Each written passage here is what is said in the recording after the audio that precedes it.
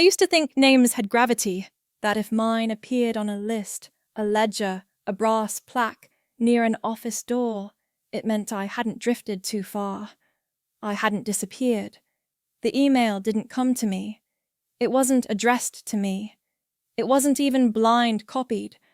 I saw it only because Evan had forwarded it to an old finance thread I'd started years ago, back when we still pretended to include one another. The subject line was concise, in a way that made my stomach tighten.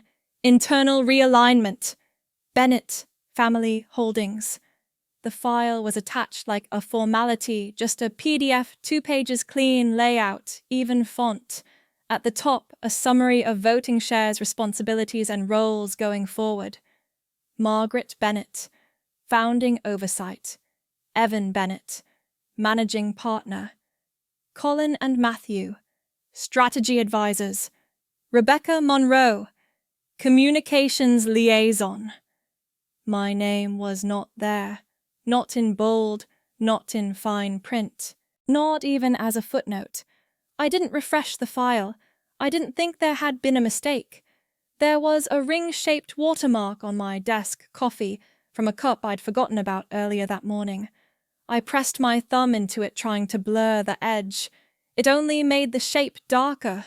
The hallway outside my office was quiet. Not a single footstep, not even the echo of a door closing. It felt like the stillness right before an announcement no one wants to make. I called the landline, not to argue, just to confirm the silence. My mother's voice filled the room like a preset.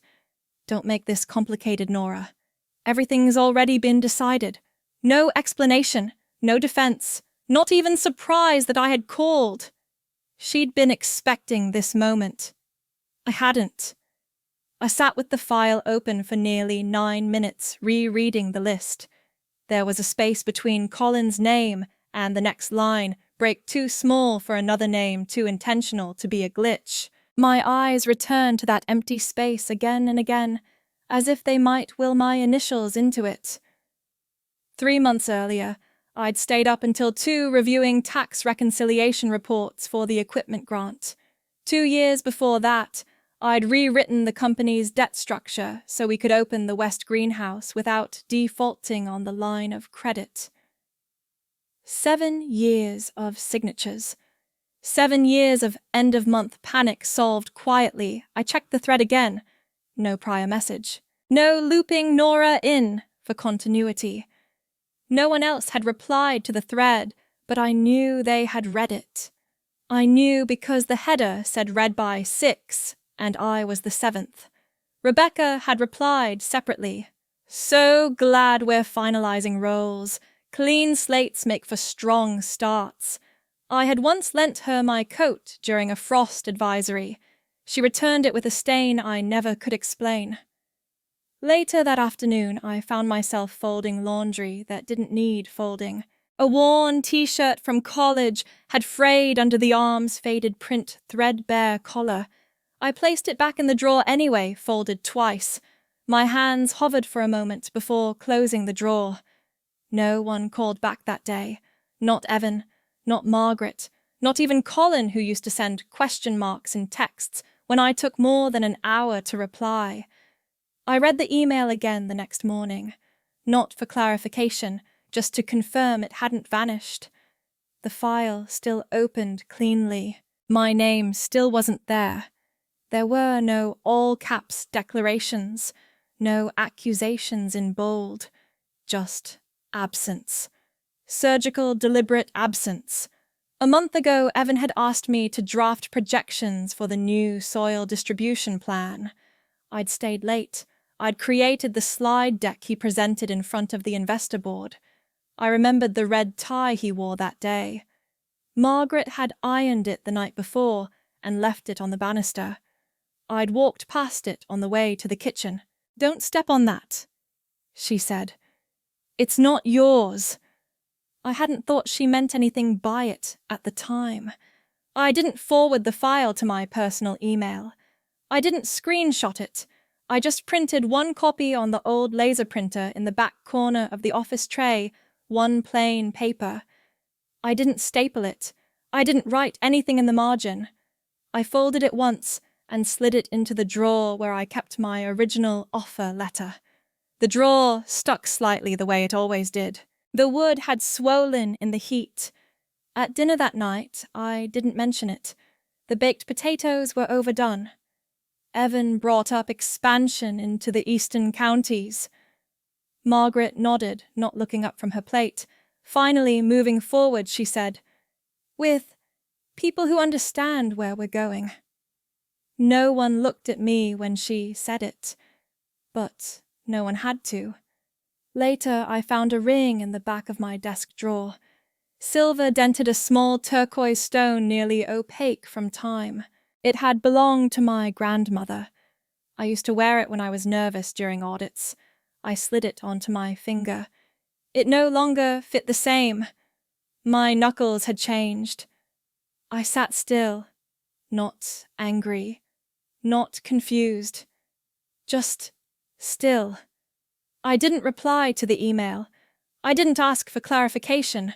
I didn't write anything down. Some omissions don't need to be spoken. They're heavy enough in silence. I never asked for a nameplate. Not even when the new desks arrived, or when Margaret handed out personalized pens as end-of-year tokens.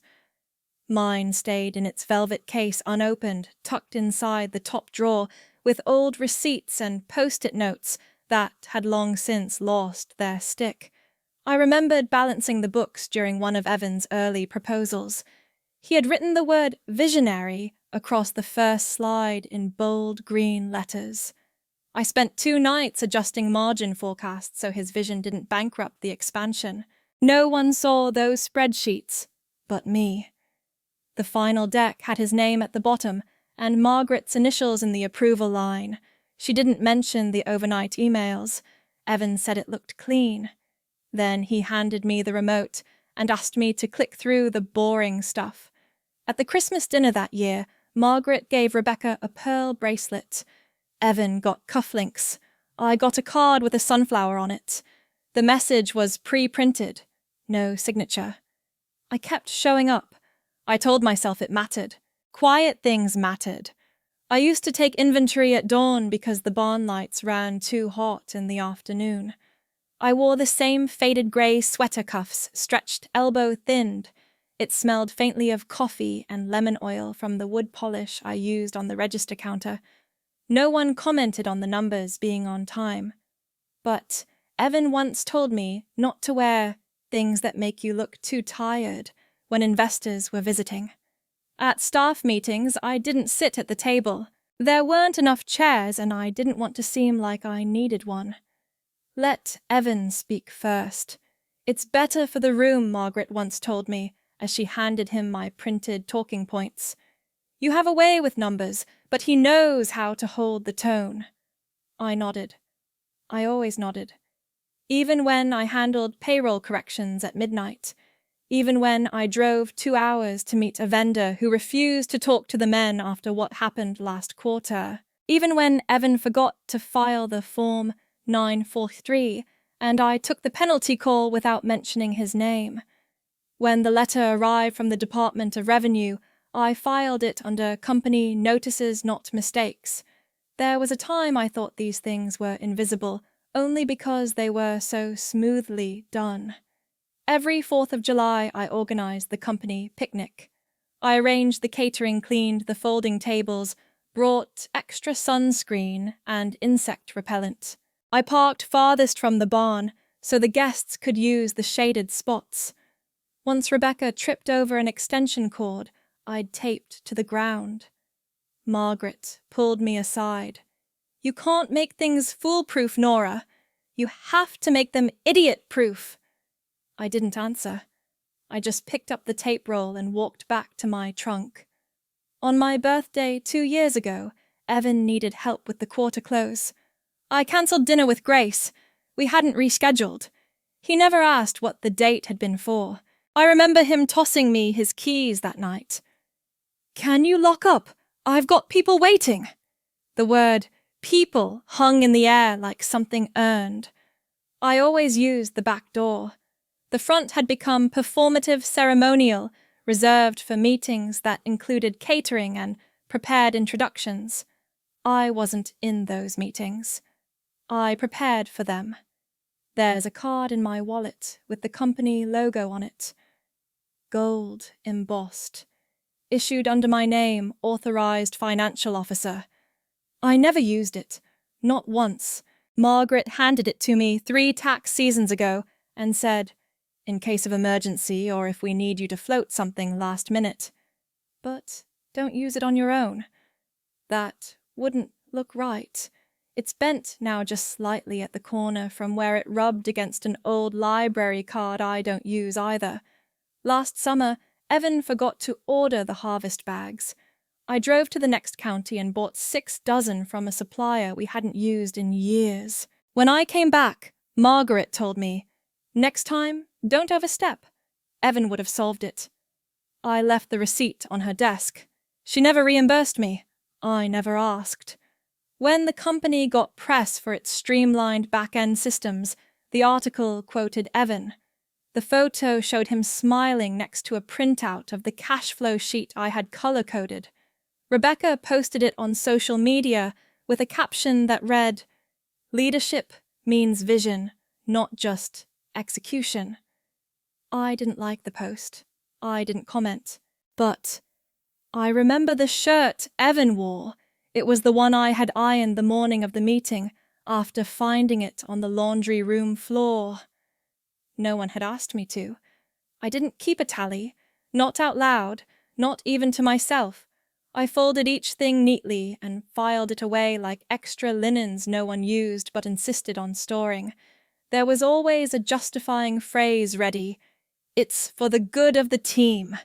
We need harmony right now. Not everything has to have your name on it. You're part of this because you keep it steady. I kept it steady. But sometimes I would find myself staring at the bottom of an invoice where my name could have gone. Just the space. The emptiness between the last number and the next instruction, and I'd wonder quietly how many blank spaces one person could be. The card in my wallet still works, I think. I've never tried to swipe it. It doesn't even have a scratch. I just keep it there, pressed behind my ID beneath a receipt from a hardware store I don't remember visiting. Maybe I bought batteries. Maybe I didn't. Maybe I was trying to keep the lights on. I learned to stop expecting a chair with my name on it. Not out of rejection, but rhythm. Some patterns settle in like dust you've stopped wiping. For my 30th, I planned a picnic at the East Pasture.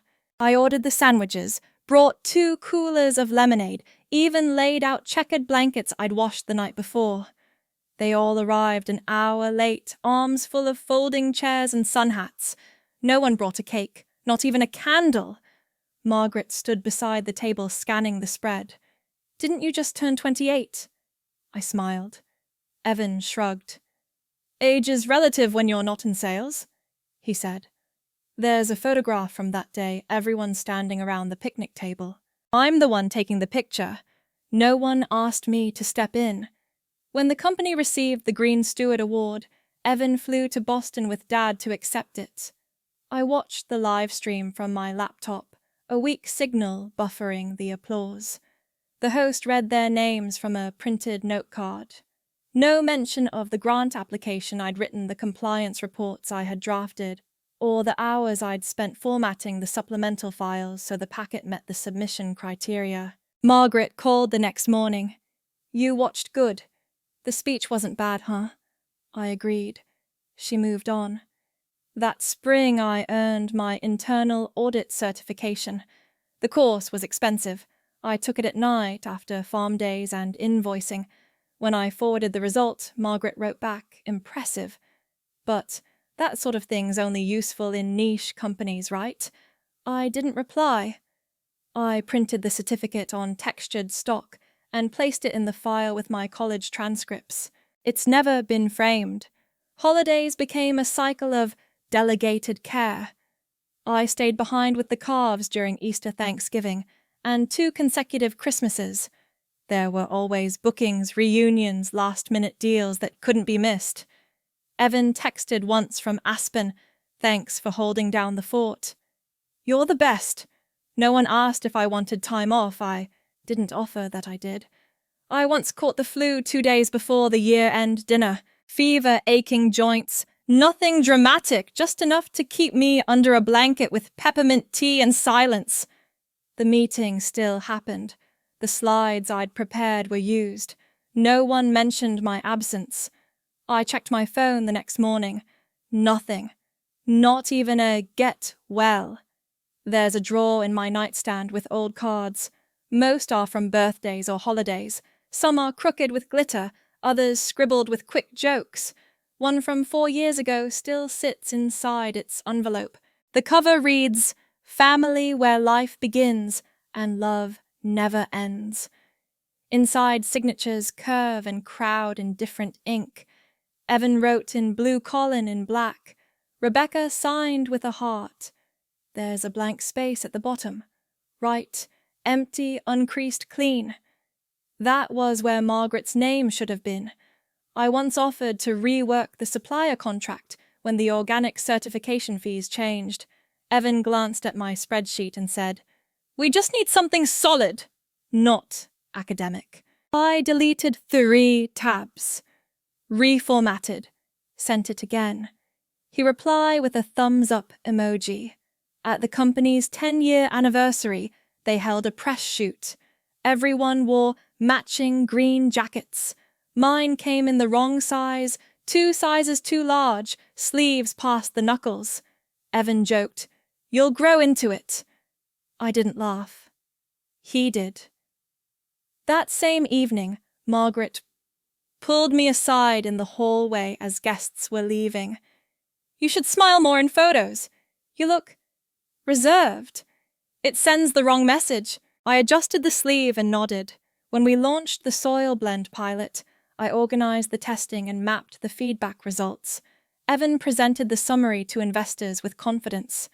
These results prove our instincts were right. I remember standing in the corner of the conference room near the coffee pot. The filter had overfilled. The drip tray was wet. No one noticed. On the rare weekends I spent away, once for a friend's wedding, once for a silent retreat, I returned to inboxes that had moved on without me. Things had been handled. Files were reorganized. My folders had been renamed. A message from Colin read, "We cleaned things up while you were gone. Let us know if we missed something." They hadn't. They'd just rerouted. Sometimes the forgetting was small. A name left off an invitation, a story retold with my part omitted, a thank you speech that swept broadly across everyone who helped without narrowing its gaze. But sometimes it was surgical, deliberate, like the time Margaret emailed me a document to sign granting Evan exclusive proxy rights for the partnership. It's just a formality, makes things easier for everyone. Assigned. I didn't ask what everyone meant. I've never liked parties, not really. But I remember standing beside the hors d'oeuvres at Colin's engagement dinner, holding a small napkin with a wet ring forming at the edge. Rebecca's sister had just thanked all the siblings for their support. She listed names. Mine wasn't among them. Margaret patted my arm and said, "Let it go, Nora. This isn't about you." I looked at the napkin. The moisture had soaked through. Sometimes I wonder what my name sounds like in their mouths when I'm not in the room, if it sounds at all, or if it's just air. I never liked signing my name electronically. Something about it always felt weightless, as if a thing didn't count unless ink met paper. That Thursday I went to First Prairie Bank to finalize the quarterly report. Same branch I'd used for years. Same corner desk near the glass partition. Janet Wells greeted me like she always did, polite, precise, no wasted syllables. She reached for the folder, paused mid-motion, and looked again at her screen. "There's been an update to your account permissions," she said, almost as if reading from a script. Access levels for Bennett Family Farms were adjusted earlier this week. Your credentials have been archived. Archived. Not revoked. Not suspended. Just quietly placed where no one would see them again. I asked for clarification. She hesitated. It shows here that Evan Rhodes and Margaret Rhodes are listed as the active parties. You're no longer on file as an authorized representative. The folder in her hand stayed closed. Her nails were freshly painted pale lilac. She tapped once, then stopped. I asked if there had been a transfer of ownership.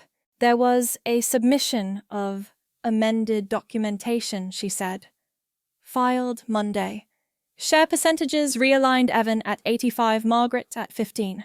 She said it softly, as if reading numbers off a weather forecast.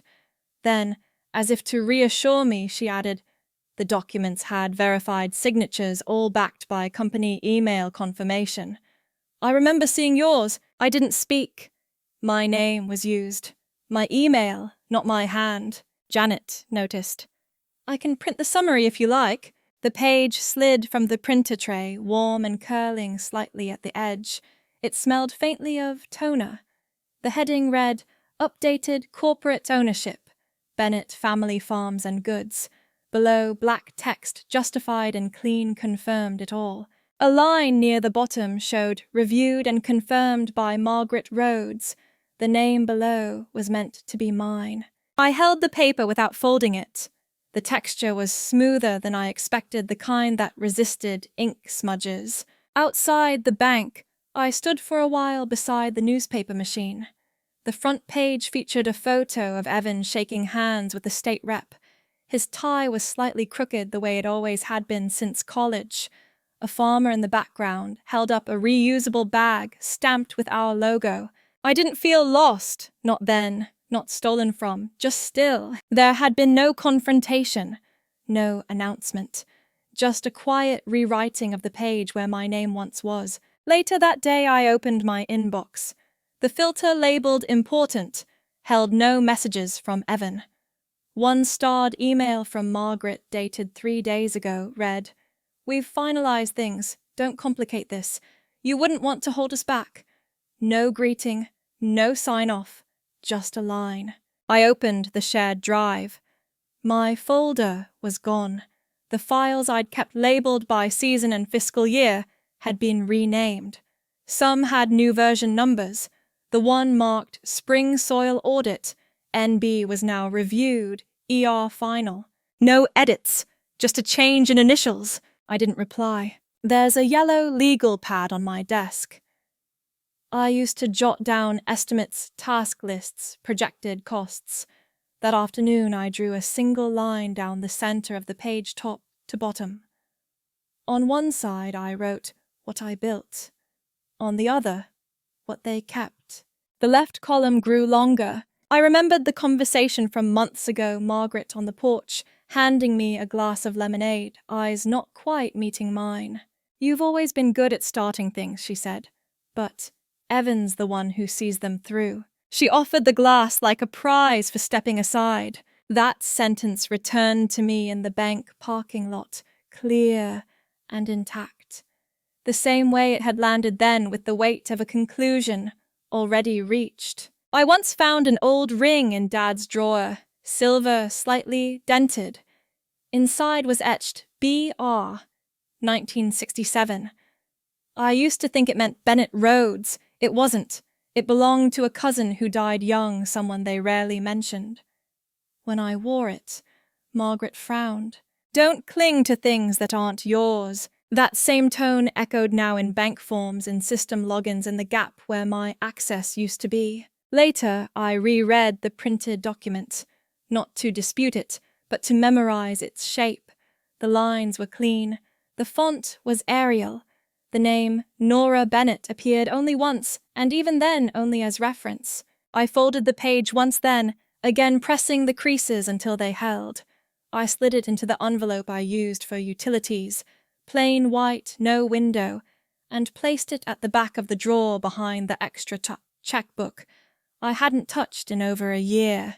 There was no signature on my part, no protest written in margins, Just the act of keeping a copy. I didn't call. I didn't correct. I didn't explain. There's a kind of clarity that comes when your name is used without you. And there's a kind of silence that feels like the only response left to give. I once thought that staying was the same as belonging. That if I showed up, stayed late, answered quickly, the place would remember I was part of it. That evening, I removed the silver USB from my keychain for the first time in years. It made a soft click when it dropped onto the desk. I used to keep it there because it felt like a safeguard, my quiet insurance. But there are things you protect long after they've already been erased. The login portal blinked before fading. My initials still hovered in the corner, N. Bennett, internal admin. I used to read that as reassurance. That night, it read like someone else's reflection. I pulled the reports for the last 5 quarters, printed, sorted, labeled. I clipped each bundle neatly, like I always had, and slid them into a plain white envelope. I didn't write a note, just penciled. Filed. Q2 on the corner, no signature. The tax forms balanced. That at least was something I could still finish properly. The box I packed wasn't heavy, just the office laptop. 2 folders of reconciliations, the spare charger, the ledger I'd used since my 2nd year, thin black lines still crisp even after all this time. A pen was wedged in the spine, worn smooth from use. I didn't bother to tape the box shut. I wasn't moving out. I was stepping back. I left the box near the coffee machine that always sputtered after 2 cups.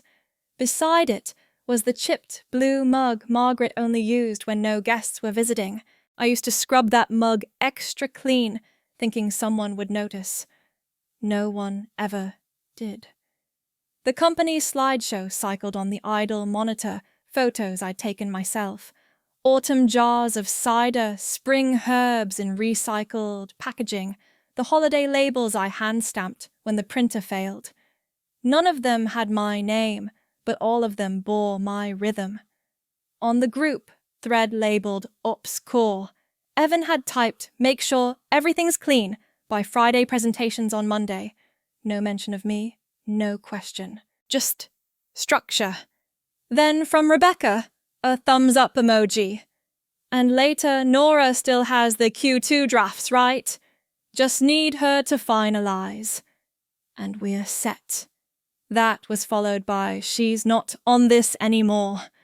Let's keep it tight. No extra loops." That last line sat in my chest longer than I expected. I didn't type back. I closed the app. I opened it again. Then I logged out, everywhere. At 6:17 p.m., I turned off the light in the office for the last time. The hallway was quiet. The door made its usual soft latch. I didn't look over my shoulder. Back in the cabin, I placed the USB in the top drawer next to old receipts and a book of stamps. I unplugged the phone. The screen blinked once, then went black. Nothing buzzed. The company credit card was still tucked in my wallet. It had never once covered anything of mine. During storm deliveries, I paid for my own motel when the roads flooded. Evan once noticed the gas charge came from my account. "We'll reimburse you. Just send the receipt." I didn't send it. In the coat closet there's a branded tote I received years ago at a trade expo. My initials, NB, stitched in navy. The vendor had said, "So, the right people know who carries the weight." No one else laughed. I used that tote for 7 years. Its corners were frayed, one handle thinning. I folded it and slid it behind a row of sweaters I no longer reached for. My personal inbox showed one unread message from Margaret. Subject closure. Inside. "We've moved forward. Please don't make this about feelings. This is business. You knew that. No greeting. No punctuation beyond the necessary. Just removal dressed up in neutrality." I didn't reply. By the door, my grey jacket still hung left sleeve fraying where it rubbed against the desk edge. I used to keep a pen in the chest pocket. That pocket had sagged from the weight of always being ready. There were no alarms, no confrontation, no final meeting, just clean absence. There was a phrase I'd once heard from my father long before he passed. The ones who leave quietly usually already did the heavy lifting. I remembered that as I slid the envelope across the desk earlier that day. It didn't weigh much, but it held every receipt they wouldn't ask for, and every answer they no longer needed. I didn't forward files. I didn't explain backups. I didn't write a farewell. I didn't need to. There's a kind of silence that isn't surrender. It's not bitter or loud or meant to be read as defiance. It simply says, you no longer have access. And that, finally, was enough. I didn't set an alarm. I still woke at 5:30. The first 3 mornings were quiet in a way that felt staged, like the pause before a question no one planned to ask. I sat at the kitchen table with an old mug that used to sit in the back of the barn office. The handle was chipped, the stain from old coffee never fully scrubbed out. It didn't match anything in the cupboard, which made me reach for it every time. I didn't open my laptop. The charger cord stayed wrapped around the adapter, untouched on the second shelf. I left it there. Dust gathered in the coil like lint in the corners of a forgotten coat pocket. I baked bread. Not from a mix, not from a box. Real bread with my own sourdough starter I had kept alive through years of refrigeration and neglect. I had forgotten the feel of dough under my palms, how the counter became a canvas for small flour storms. I didn't rush it. I let it rise 3 times. That used to seem like too much waiting. The smell took up the whole cabin sitting in the wood grain, stretching into the hallway like memory. I didn't slice it. I tore the first piece by hand and ate it standing up. I took down the curtain in the living room. It hadn't been washed in 2 years. The window behind it was streaked with old spider webs and what looked like a faint outline of a moth's wings. I cleaned it slowly without urgency. There were no meetings, no invoices, no quarterly reports to triple check. A glass vase from my grandmother sat in the back of the closet. It had a crack down one side, a long curved line like a thread pulled too tight. I rinsed it and filled it with tap water. No flowers. Just the act of placing it intact in its imperfection on the coffee table felt like enough. Evan texted once, "We'll need to talk about the transition paperwork mostly." I left it unread for 2 hours. When I did open it, I closed the screen without typing anything. His words didn't require an answer. I sat on the porch with a blanket around my shoulders, the one that still had a small red wine stain from New Year's 2 winters ago. Margaret had knocked over the glass and waved it off. "Just a throw blanket, Nora. No need to be precious." I had scrubbed the corner that night in the sink while everyone else went back to the fire pit. I walked out past the tool shed on the 3rd morning, not for chores, but because I wanted to see how the frost had melted on the gravel path. A squirrel darted across the edge of the tree line and didn't notice me. For the first time in years, I felt like something could move past me without needing my direction. I stood by the stream behind the cabin, the one no one in the family ever asked about. Just run off, my father used to say. I pulled from my jacket a small piece of paper folded once soft from being handled. On it was a handwritten draft of the expansion budget proposal I had compiled alone over 4 weekends, the one Evan later submitted with his name across the top line. I didn't unfold it. I didn't need to read it. I dropped it into the water and watched the ink begin to blur before the paper drifted out of sight. There was a voicemail from Rebecca later that day. "This is all so unnecessary. You've made your point, I think. Evan's doing what's best for the company, for everyone. You know that, right? I deleted it without listening twice." I swept the floor in the kitchen. Dust came up in soft patterns. I followed it with the brush without thinking. My hands knew the motions before I told them to begin. I found a single bobby pin under the table leg. I hadn't used one since college, but I didn't throw it away. A neighbor, Marla, stopped by with eggs. "I heard you're back full-time now." I nodded. She handed me the carton and smiled like someone offering condolences without asking what had been lost. I set the eggs on the counter and thanked her, even though I wasn't sure when I'd eat them. I opened a drawer in the bedroom and placed my work ID card inside. The plastic had bent slightly from years of being pressed between my wallet and keys.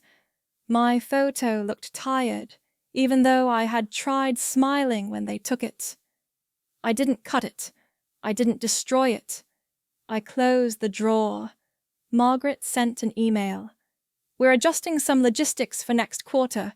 Let me know if you plan to be involved. Otherwise, we'll proceed." The subject line read, "Clarifying your status." I didn't reply. There was no announcement, no fight, no keys tossed or doors slammed. I didn't leave a note. I didn't write a final message to be discovered later under some bowl or taped to a fridge. I boiled water and poured it into the same mug from earlier. The chipped part rested against my thumb. I never expected silence to be so heavy once it was finally mine. A week had passed since I placed the white envelope on the desk and walked away. No message, no call, just stillness. Then came the knock. Not tentative, not urgent, just practical. Evan stood outside my cabin, like a man late for a meeting he thought I should still be preparing. "Do you have the last quarter's tax ledger? The auditors are asking for it." No greeting, no pause, just the question suspended in the air between us like it was owed an answer. He didn't glance at the porch swing, the unraked leaves, the untouched mug beside the door. I stepped aside long enough to hand him a single sheet, not the ledger. A note. "I no longer retain access to company records." He read it twice, lips slightly parted, as if waiting for context I didn't owe. Then he folded it carefully, like it might be reused. "Well," he said with the same clipped breath he once used to summarize my work during board calls. "All right then." The next day, Margaret sent an email. Just one line, no subject. "Do you still have the 2020 lease agreements? We need them for the grant filing. No, how are you? No punctuation beyond necessity." I didn't reply. I printed the email, folded it, and slid it into the drawer next to my late grandmother's glasses case. I didn't have the leases. Even if I did, I didn't anymore. By the weekend, they sent an invitation, or rather, they CC'd me in an email blast to staff. "You're welcome to attend the 5-year expansion celebration at the Eastfield Pavilion. Family and legacy partners encouraged." My name was near the bottom, below a vendor, above a seasonal intern. I didn't delete the message. I let it sit in the inbox like a misplaced invoice. For the first time in years, they were reaching out. Only it wasn't for me. It was for what I held, not the title, the history. A week earlier, my inbox had been scrubbed clean, my access revoked, my name excised from systems I helped build. Now they needed the memories they never recorded, the bridges I built without blueprints, the logic buried inside spreadsheets only I understood. I had always written notes by hand, margin marks, shorthand codes, systems no one else bothered to learn. It was never about the files. It was about the stitching. Evan once told a supplier, "Nora just smooths things over. She's not really operational." Margaret once turned to a cousin over dinner and whispered, "She was always more helper than heir, reliable but soft." I wasn't supposed to hear either, but I did. And now they remembered the softness only because they couldn't replicate it. They reached for the woman behind the curtain only to find she'd walked out of the room. I kept a single folder, not a ledger, not a contract, just a printed photograph from the early days, me and Dad standing outside the barn, both in work gloves, my shirt 3 sizes too big, his hand resting on my shoulder just barely. It had been cropped when published, only his name appeared in the caption.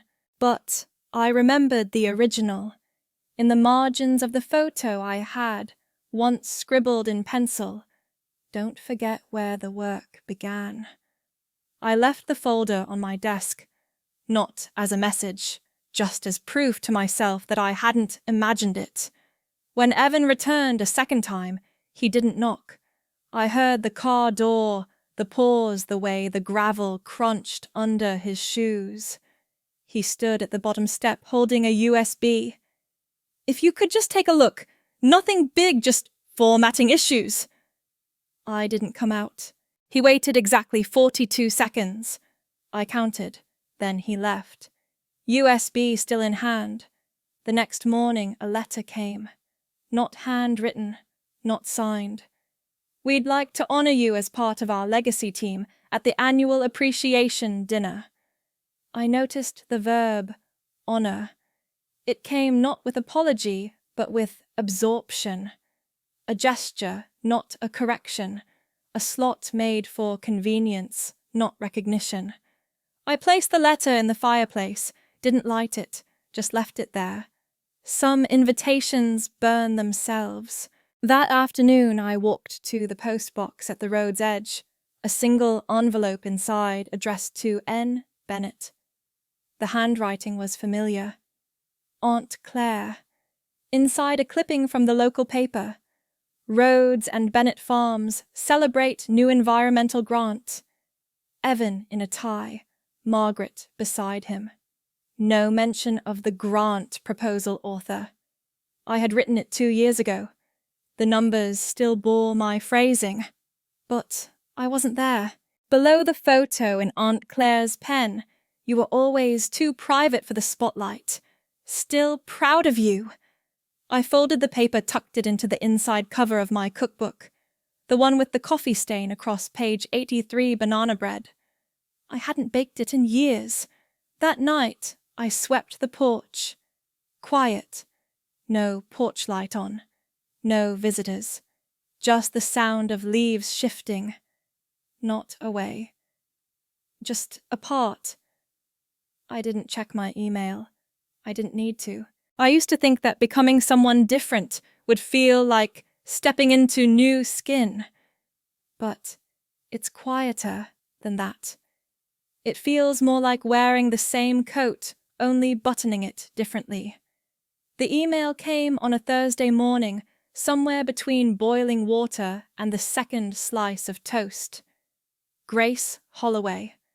I hadn't spoken to her since she moved out west to work with that small veterinary clinic in the foothills. She remembered I used to manage grant proposals, the kind no one else wanted to touch. There was no flourish, no preamble, just a line, "We need someone who understands agricultural finance. I trust you." The kettle on my stove had a single white chip near the handle. I ran my thumb across it every morning as I waited for the whistle. That day, I didn't wait for the whistle. I turned the stove off early and stood with the email open reading it twice. Not to question it, just to believe it had really been sent. There was no title attached to my name, no reminders of what I used to do. Just Nora. That was enough. I took the role quietly, 2 mornings a week, sometimes 3. I logged expenses for feed donations, checked the tax codes for non-profit status, sorted receipts, stained with hay, dust, and coffee. Grace would drop in occasionally with a half-drunk thermos, and a story about an injured goat that had limped into their barn and wouldn't leave. I didn't tell her about the company. She didn't ask. That first week I fixed the door to the cabin myself. The back hinge had started to catch again, dragging on the floor with a tired groan. I watched a tutorial on my phone, borrowed a neighbour's screwdriver, and spent the better part of an afternoon balancing the weight, just enough for it to shut clean. The old me might have waited for Evan to swing by with the drill he never brought. This time, I didn't mention it to anyone. I found the kettle at a Saturday farmer's market, cast iron, heavy, already scuffed. The woman who sold it to me wrapped it in a thin towel and said nothing about the missing enamel. I carried it home like a promise. Every morning I filled it with just enough water for one mug, lit the stove and listened, not for the sharp screech of a whistle, just for the soft hiss when it was ready. The envelope from Margaret came 2 weeks later, thin, cream-coloured. No return address. I knew her stationery. Inside a single sheet, mutual goodwill agreement, voluntary withdrawal from organisational involvement. Typed, formal. Near the bottom, the line I was meant to sign. I affirm I hold no claim to nor interest in Bennett family farms and goods. No message, no explanation. Just a blank space where her signature should have been waiting for mine to join it. I didn't sign. I didn't tear it up. I placed it between 2 cookbooks on the middle shelf and slid the spine of a flour-stained recipe binder over its edge. Not out of protest, out of precision. If she wanted silence, I could offer it in full. A few days later, Evan's number appeared again on my caller ID. I watched the screen blink twice before turning it face down on the table. The call didn't last long. No voicemail. When I walked to the feed store that weekend, the clerk nodded toward a flyer on the bulletin board. The company was sponsoring a local harvest festival. Their logo was front and center bold green letters, clean corporate. At the bottom it read, Est, 92, by the Bennett Visionaries. No names, just the idea of a legacy. I bought a new pair of gloves and didn't look back at the poster. At night I started keeping a small ledger, not for the clinic or the farm, just for me. One column listed things done, doors repaired, receipts, balanced, bread baked. The other stayed mostly empty. Not for what was missing, just for what no longer mattered. One evening I ran into Lila from the community garden. She looked surprised to see me in work boots hauling bags of mulch. "I always thought you were more polished," she murmured, brushing dirt from her jacket sleeve. I smiled without answering. She didn't need to know who I had been. Margaret sent a second envelope the following week. This time a post-it note attached. "Please sign and return. Let's keep this clean." No salutation. No warmth. Only the assumption that I would comply. I placed it next to the first one and wrote nothing in response. In the clinic's office there's a corkboard above the desk. Volunteers tack up photos of rescued animals, thank you notes from donors, old check stubs signed in shaky handwriting. I found a space near the corner and pinned a clipping from the local paper, non-profit animal clinic earns grant for expansion. There was no mention of me. Grace knew who had written the proposal. That was enough. At night, I sometimes traced the edge of the kettle's chip with my thumb, listening to it settle on the stovetop. It doesn't ring like new metal. It settles like breath. I used to need applause. Now I notice the heat that comes before the sound.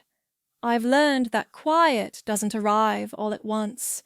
It gathers in layers, some nearly invisible, some shaped like decisions I hadn't realized I'd already made. The letter was written with a pen I hadn't used in years. Blue ink, not black. Not a statement, just a choice.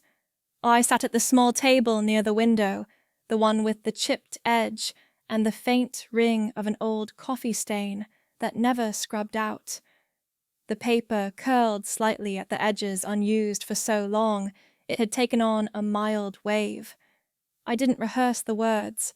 I didn't draft and redraft the way I used to with reports. I wrote in full sentences, evenly spaced, my handwriting slower than I remembered. Not shaky, but unfamiliar. The letter wasn't an explanation. It wasn't a plea. It held no date, no address. I do not dispute. I do not agree. I simply no longer belong. I didn't fold it right away. I placed it beside the envelope, a soft ivory one I had bought years ago from a stationery store in another state, thinking someday I'd use it for something that mattered. It had a faint watermark, a corner crease, and one small reddish fingerprint I didn't bother to erase. I sealed it with wax, not for theatrics, just because it felt like something that shouldn't be reopened. I slid the old office key inside. I hadn't touched it in weeks. The engraved number had faded, but the cold of the metal still settled fast into my palm. I added the company debit card unused, still bearing the sticker that said, "Activate upon receipt." I had carried it in my wallet for years and never once used it for anything other than taxes and vendor checks. Never a coffee, never a cab ride. The envelope didn't weigh much, but it felt complete. I left the cabin late in the afternoon, the light beginning to slip lower through the trees. The path down to the old wooden mailbox hadn't been cleared recently. A few branches had fallen, one was split. I stepped around them. At the bottom of the dirt road, the mailbox leaned slightly to one side. The hinge had rusted just enough to groan when opened. I placed the envelope inside. No stamp, no return address. No note to explain what it was or who it was for. Just a sealed presence waiting to be found or not. No one checks that box often. It's technically still registered under the farm's name, though I suspect they've forgotten it exists. I walked back up without urgency. I didn't glance over my shoulder. The sound of my own steps on the gravel was enough. At the top of the path I paused beside the garden shed, now half empty. I'd been slowly clearing it out. Not for guests, not for sale, just because some corners deserve to breathe again. That night, I cooked rice with lentils, chopped half an onion too quickly, and nicked my finger. The blood beaded, then stopped. I wrapped it in a clean dish towel and continued without pause. The radio played low static until I tuned it just slightly to a local station out of Hartfield. A woman with a quiet voice read out temperatures and cattle auction results. She mispronounced a name and corrected herself without apology. It made me smile, though I didn't laugh. A week later, I sat in the back of the courthouse in Jasper County, waiting for my number to be called. I wasn't summoned. I was just there to file a name change. Legal, simple, and final. I marked the paperwork in black ink this time. Crossed the boxes signed once and submitted the form. The clerk didn't look up when she said, "You'll receive the confirmation in the mail." I nodded. Nothing more. Nora Bennett no longer existed on paper. I had taken my grandmother's name, Whitlow, the one she signed on the cards she left by my bed each winter visit. The name written in firm, looped script on the inside cover of old cookbooks, some of which I now kept in a crate beside the stove. I hadn't opened them yet. I didn't need to. I stopped answering messages, not out of defiance, but because there was no longer a space for reply. "We need you to confirm your resignation in writing," Margaret had typed, followed by a PDF attachment labeled "Voluntary Release of Claims." She hadn't signed it herself, Evan had. A digital signature in grey, italicized font, as if even the file knew better than to be permanent. I didn't open it. 3 days after that, a voicemail from my mother. "It's time to let things go. You've made your point." I deleted it before it ended. I placed the phone on the windowsill screen down. I let the battery run dry. The next morning, I picked up a shift at the small veterinary office where Grace worked. I organized receipts, sorted budget envelopes labeled supply invoices. A man in overalls brought in a goat with a limp. No one mentioned titles. No one questioned my credentials. They handed me paper and let me be useful. Back home, I built a fire with logs I had split earlier in the week. The tea kettle, cast iron slightly dented, began to hiss. That soft, whispering hiss I had come to recognize not as a signal to rush, but a kind of breathing. I poured the water slowly into a mug that once belonged to someone else. The glaze had chipped along the rim. I drank from the unchipped side. Outside, something stirred among the leaves. A bird, maybe. Or wind. I didn't check. The folder labeled Company Archives still sat in my filing drawer. I hadn't burned it. I hadn't moved it. I simply no longer opened it. Sometimes Grace asked if I ever planned to sell the cabin. I shook my head. Not yet. Maybe never. I no longer kept a wall calendar. I wrote appointments in pencil on a narrow pad by the sink. Most of the dates remained blank. I liked it that way.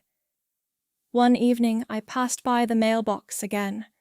The envelope was gone. Whether it had been picked up or drifted off with the wind, I didn't know. I didn't check for prints. I didn't ask. That was the first time I realized I wasn't waiting for acknowledgement anymore. The letter had done its part, not by being read, but simply by existing. There are endings that don't announce themselves. No doors slammed, no curtain calls. Just the final act of leaving something behind, not to be retrieved, not to be noticed, just to be done. I no longer measure silence by who speaks last. I never imagined stillness could have texture. I used to think it was absence of motion, of demand, of relevance. But now, as I sat at the table with the chipped porcelain cup in my hands, I knew otherwise.